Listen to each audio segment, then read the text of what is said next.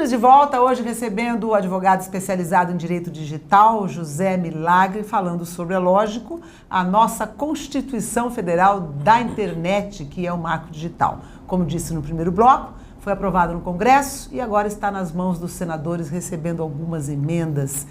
Você não pegou o primeiro bloco? Entra agora no site www.redetvshop.com, o primeiro bloco está lá, mas espera, termina primeiro de ver o segundo bloco aqui no nosso Business, hoje recebendo o José Milagre. Bom, falando um pouquinho agora sobre essa questão aí, agora nós estamos construindo essa Constituição e quem é que vai vigiar isso daí? Existe um comitê gestor para acompanhar tudo isso, que misture alguém da comunidade, do povo aí? No que diz respeito à neutralidade da rede, isso, que é algo que muitas pessoas têm dúvida. O que é neutralidade da rede? Basicamente é isso. É não distinguir o conteúdo que o usuário acessa. Ou seja, o provedor não pode mais diminuir a sua velocidade de acordo com o seu conteúdo. Então, se você está usando o WhatsApp, o provedor falava, puxa, ele está usando o WhatsApp. Se ele usa o WhatsApp, ele não vai mandar SMS. E SMS eu recebo. O WhatsApp é de graça. Então, ele diminuía a velocidade do WhatsApp. Isso está proibido. Quem que vai fiscalizar? Quem que vai regulamentar? O Poder Executivo. A Presidência da República vai ouvir a Anatel e o Comitê Gestor e vão regulamentar quais são as situações que, excepcionalmente, o provedor vai poder diminuir a sua velocidade. Casos de calamidade ou para atender segurança pública. Então, isso vai ser regulamentado. Foi previsto no Marco Civil que cada cidadão tem o direito da neutralidade da rede. Como vai ser regulamentado? Por iniciativa do Executivo. Então, mas ouvindo aí nós temos, a Anatel e o Comitê Gestor. Nós temos o Executivo vigiando, a Anatel, que é uma agência, também é um órgão do governo. Sem dúvida. É um órgão do governo, não adianta falar que não, que é. E esse Comitê Gestor vai ter alguém da... São os extremos. Quem que vai ter no Comitê Gestor? A Anatel, embora ela devesse ser imparcial... Não, nenhuma agência né, José Milagre? Vamos combinar. Vai. Embora ela devesse, né, ela ser imparcial, ela tem sim, logicamente, defendido o interesse de teles. O Executivo, em tese, é imparcial. E no outro extremo está o Comitê Gestor, né, que já não é adepto a teles, mas já houve a iniciativa privada, aqueles que usam usuários. Então eu acredito que ficou bom ouvir esses dois, porque são dois extremos e que normalmente têm opiniões diferentes. O difícil seria você só ouvir um. Só a Anatel ou só o Comitê Gestor. Você poderia ter regulamentações muito extremistas. Então, ouvindo-se os dois, acredito que nós vamos ter uma regulamentação interessante da neutralidade. Lembrando que o Ministério Público ganhou poderes muito grandes com o Marco Civil. Ai, que ótimo. Né? O Ministério Público agora, por exemplo, pode entrar com uma ação coletiva na região de Bauru, exigindo que os provedores que aqui prestem serviços ofereçam a velocidade contratada. Uma ação civil pública, por exemplo. O Marco Civil já vem colocando o Ministério Público. Então, é interessante que os promotores se atualizem no Marco Civil para que eles possam também defender esse tipo de direito cidadão, que é o direito à inclusão digital. A julgar pelo consumo, pelo extremo consumo que nós temos, né, hoje no planeta todo, né, de rede, de internet, o advogado que se especializar nisso vai ficar rico, Milagre. Daqui a um tempo você vai me contratar para ser sua assessora de imprensa. Eu posso dizer que é bem interessante. É bem interessante, a mudança tecnológica, como você bem coloca, ela diariamente nos impõe atualização. Então, para quem gosta de tecnologia e aliar com legislação, isso é fundamental atualmente. Mudanças tecnológicas e de conteúdo. Sim. Com relação ao conteúdo, o Marco Civil é bem interessante, né? A partir de agora, provedor de aplicação de serviço não é mais responsável pelo conteúdo que postarem nas suas redes. Tá. Então, existiam, por exemplo, alguém me ofendia no Facebook, eu ia lá, processava o Facebook e ganhava uma indenização. Alguém me ofendia no WhatsApp, eu ia lá, processava o WhatsApp. O provedor agora ele só é responsável ser notificado para remover o conteúdo, não tomar nenhuma medida. Enquanto ele não for notificado para remover o conteúdo, ele não é responsável. Então não cabe agora eu processar o provedor, eu tenho que processar aquele que me ofendeu. E isso era uma questão polêmica, cada juiz julgava de um jeito. O Marco Civil, então, ele põe uma pá de cal nesse assunto. O provedor só é responsável se a partir de notificado não toma nenhuma medida para remover essa ofensa do ar. E aquela questão do YouTube lá, que qualquer coisa que você postasse, alguém fazia uma denúncia, o YouTube ia lá e tirava o seu programa, inclusive por conta do ECAD, de direitos autorais. E por falar de direitos autorais, se nós fôssemos ouvir os defensores de direitos autorais, o Marco Civil não ia sair nunca. Porque os defensores de direitos autorais... Não querem nada. Não, eles queriam legitimar isso que você disse. O notice take down. O que é o notice take down? Eu notifico e você tira. E cadê o judiciário? Né? Então, alguém sobe um vídeo da Tânia, eu vou lá, não gostei, eu notifico e vai lá e retira. Cadê a justiça? Sem nem né? fazer nenhum tipo de Não, julgamento, de de forma análise. alguma. No Brasil de tem não entender nada sobre direito digital, inclusive. Justo. No Brasil tem a inafastabilidade do judiciário. Só um juiz de direito pode dizer, não, a Tânia Guerra excedeu. Retirou, não, é liberdade de expressão dela, mantém. E eles queriam isso, que eu notificasse e removesse. Pelo Marco Civil está proibido o notice take down. Toda remoção de conteúdo da internet em prestígio da liberdade de expressão ela deve passar pela análise de um juiz. Exceto num caso, quando houver pornografia, fotos pornográficas, íntimas, a própria vítima aí sim pode notificar o provedor para remover. Foi o que aconteceu com a Carolina Dickmann? Exato. Qualquer mulher, qualquer homem que hoje é exposto na internet com fotos íntimas que vazaram, ex-marido, ex-esposa, ex-namorado, vídeos. Antigamente o vídeo estava lá, o provedor sabia que era a pessoa, porque a pessoa juntava um RG e falava, não vou tirar. Busca uma ordem judicial. Mas, meu Deus, se eu for buscar uma ordem judicial, daqui 3 horas isso está no Japão. Meu pai está vendo isso, minha mãe, não interessa. Busque uma ordem judicial.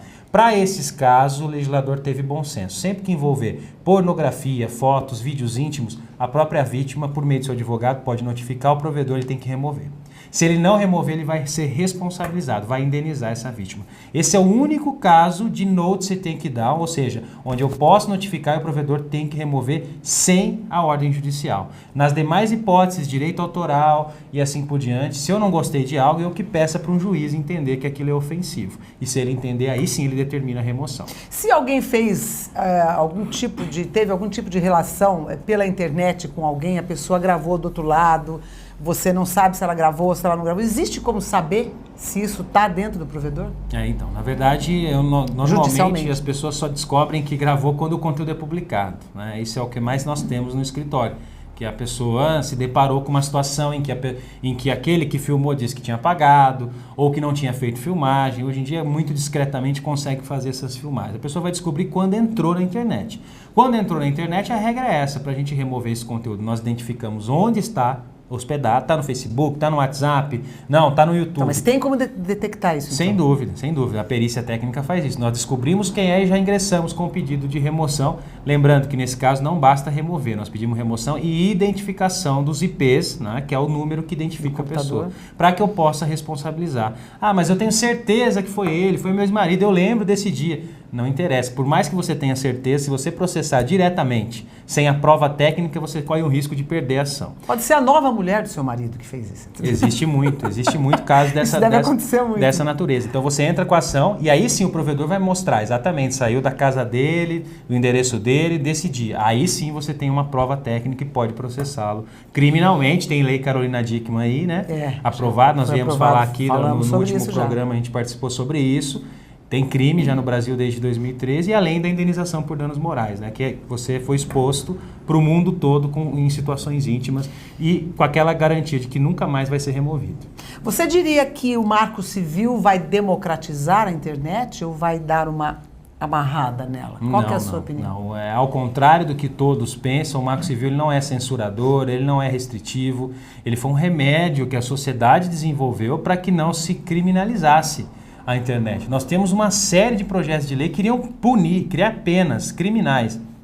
Na França, por exemplo, invasão de computadores é uma pena altíssima, 15 anos de reclusão. Isso não é interessante. O Brasil está dando um exemplo para o mundo, que antes de você restringir, criminalizar, que você crie direitos, aprenda com a internet. A internet só cresceu porque ela é livre.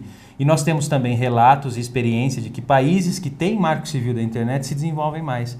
Porque empresas, provedores de tecnologia, todos que vão investir no país procuram conhecer qual é o ambiente legal. E quando você tem um marco civil, você evita decisões contraditórias, você evita instabilidade. Então você tem mais investimento, acaba contribuindo para que se desenvolva mais um país no que diz respeito à internet e tecnologia. Até porque você cobra dos provedores maior responsabilidade, maior qualidade.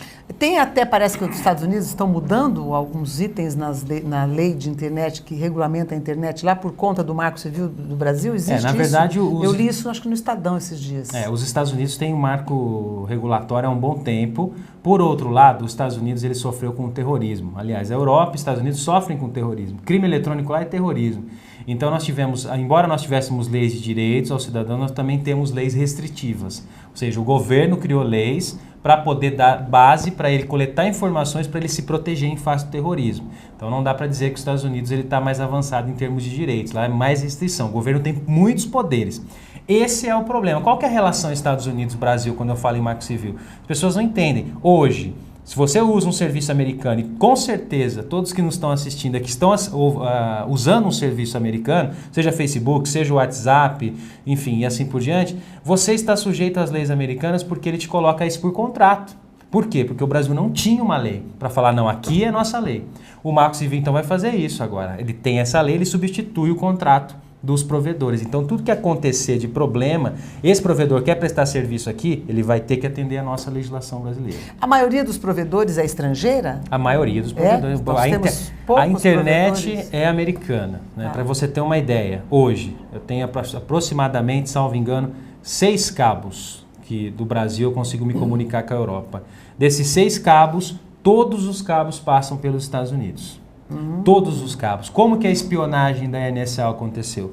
Todo o tráfego de brasileiro que sai e vai para o mundo passa pelos Estados Unidos. A internet é um cabo, é um cabeado. Sim. O único cabo que é direto, que é o Atlantis 2, Brasil-Europa, ele só serve para telefonia. Por isso essa estrutura favoreceu que os Estados Unidos grampeasse o Brasil.